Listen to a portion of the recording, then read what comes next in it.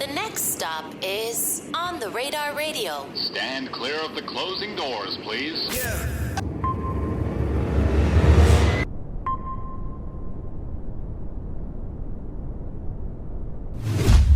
Yes, sir, baby. On the Radar Radio. Yo, special guest in the building. CEO Showoutt in the building. How are you today, my brother? What's up, bro? What's up, bro? How you? I'm good, man. How's New York treating you so far? I love it. I love it. I ain't gonna lie. I love New York. What you love about New York?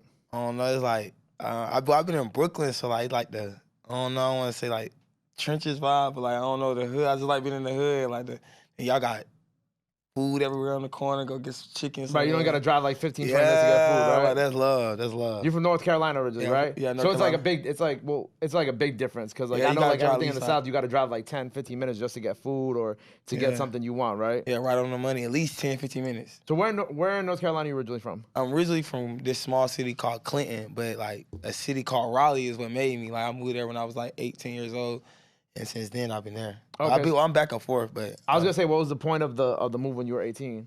Nah, when I was 8, I was like 8 or 10. My mom, Okay. My mom moved to Raleigh. She got a better job, so we had moved to Raleigh. But you always been back and forth. Yeah, back and forth. So what's Clinton like?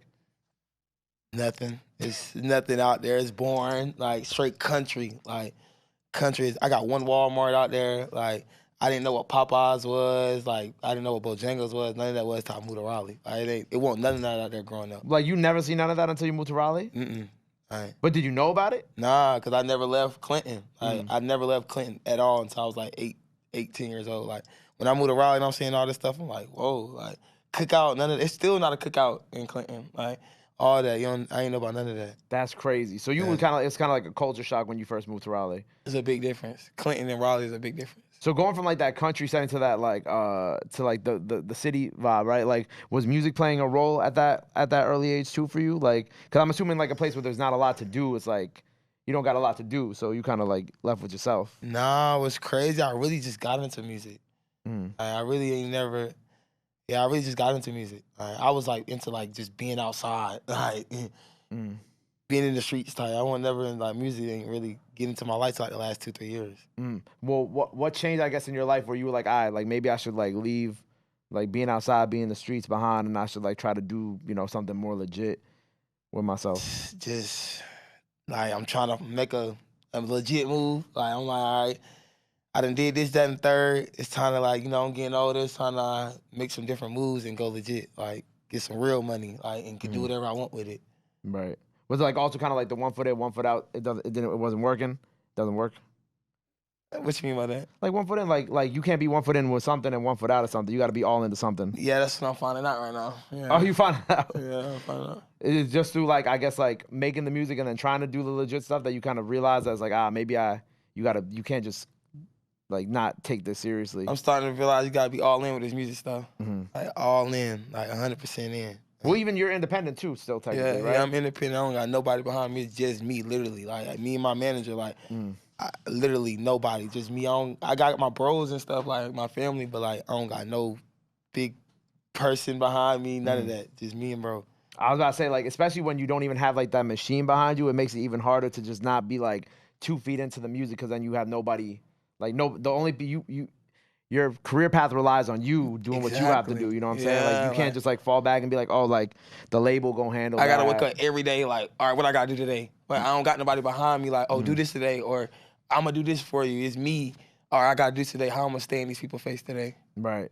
How when you woke up today, like, or what? Yeah, when you woke up today, what were you thinking about in that sense? Like, were you like, all right, what do I got to do today besides coming here? Like, what are you thinking all about? right, I got to show you people I'm in New York. I got to show you people I'm moving around. Like, all right, so I went to Times Square to shot a little promo video. Like, I'm in Times Square, let's work. I'm out here working, like anybody.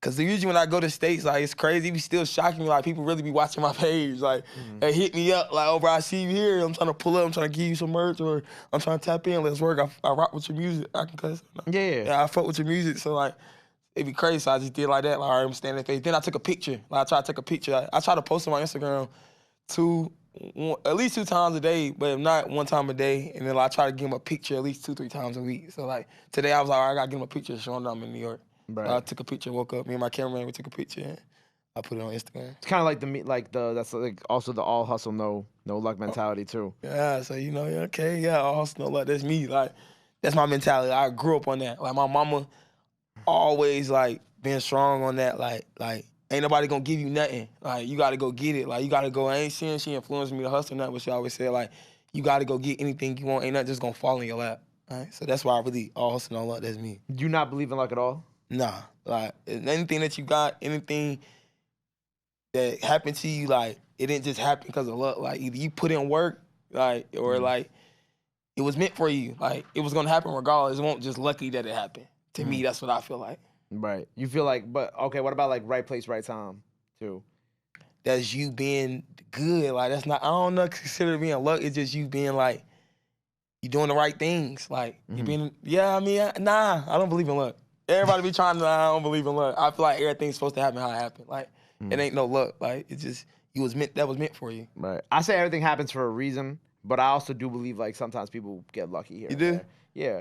Do you think people are always meant to like win the lotto, or do you think they got lucky? Yeah, I think that was in their life, like before, like God knew 5 years ago that He was gonna let that person win the lottery. I think all our lives are written, like before Before it happens. Yeah, like your life is written for the next 5 years, and you don't know it, but God knows it. Right, but you believe that your life's written. Yeah. What do you think that they wrote about you for the next 5 years? I'm about to be the hottest person in the music industry.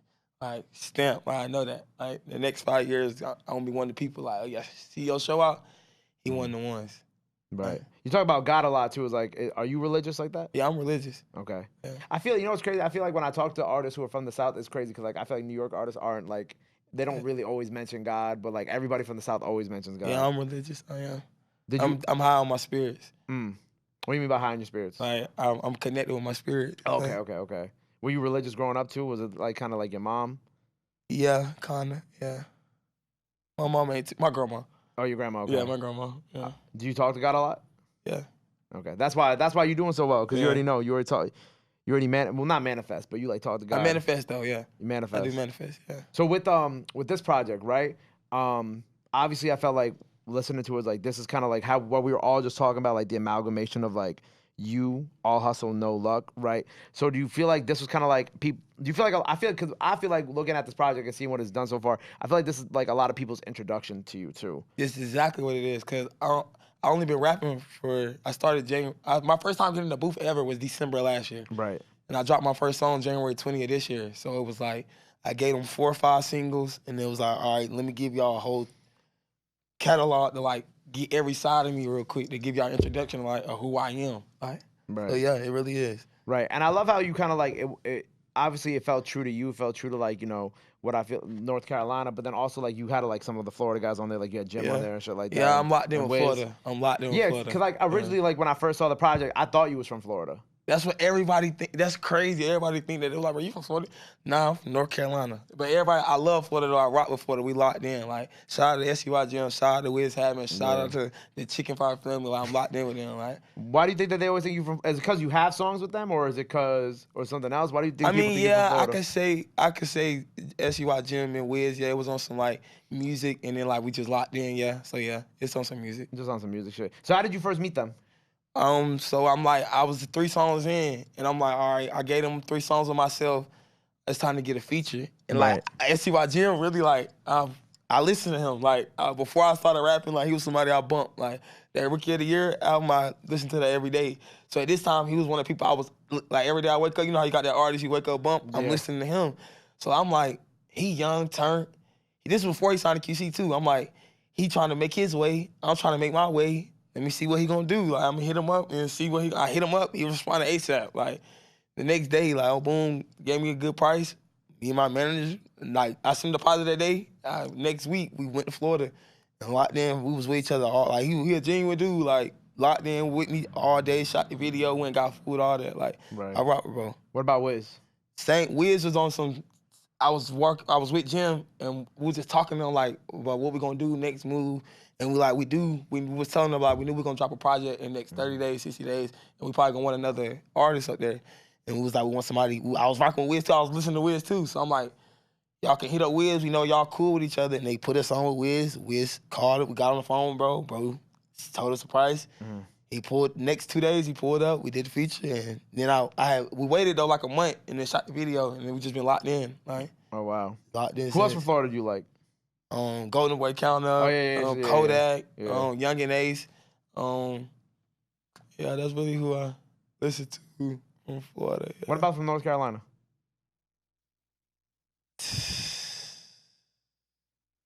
My bros, like, for real, my bros. I ain't no disrespect or nothing, like nothing like that. Right. It's just like, yeah. Were they the ones who put you in, who got you to start rapping then? Who? Your bros?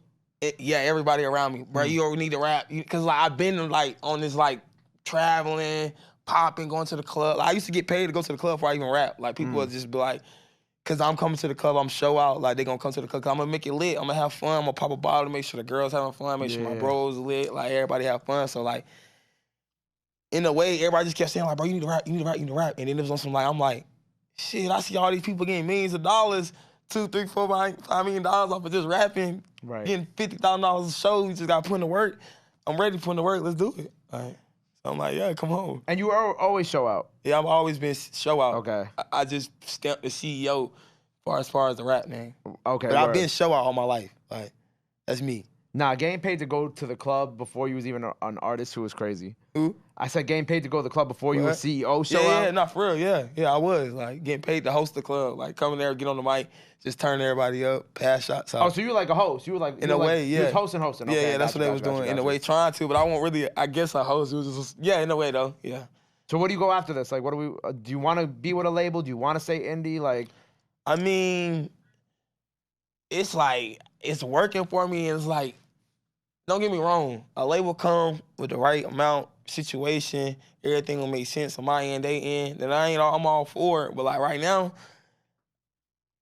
I've been investing in myself and it's working. Like, so it's like, they're gonna have to like come with it for me to even think about it. Like, cause it's working. I'm getting paid off shows. People want, I know if I keep going, it's gonna get bigger. Like, of course, I may be getting paid small amounts right now, but if I just keep going, I only was rapping 2 months and I went on tour to Atlanta, South Carolina, Florida, 7 shows in North Carolina. Like, so it's like, I know if I just keep going, like, I can get where I want to get. Like, word. Not saying I can't without a label, but it's like, it just got to make sense. Right. Do you have any more projects dropping this year? I mean, we were just talking about this last night in the studio.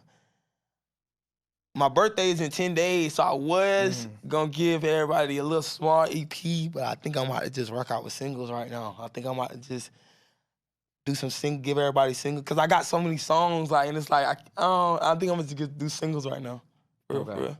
I don't think I'm gonna drop another project unless like something like one of the ones, and it's like, okay, now it's time. But right now, I think I'm gonna just keep getting them singles. Right, because this project's already been doing what it's doing. Yeah, it's doing good. Like, and I feel like there's more people I still can reach with this project. Right.